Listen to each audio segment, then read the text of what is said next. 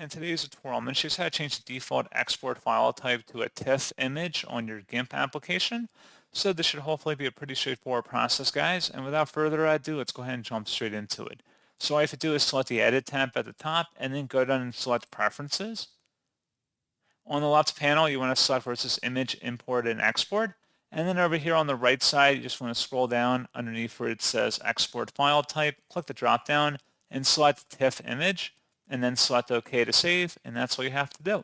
So pretty straightforward process, guys, and as always, thank you for watching. I do hope that was able to help you out, and I do look forward to catching you all in the next tutorial. Goodbye.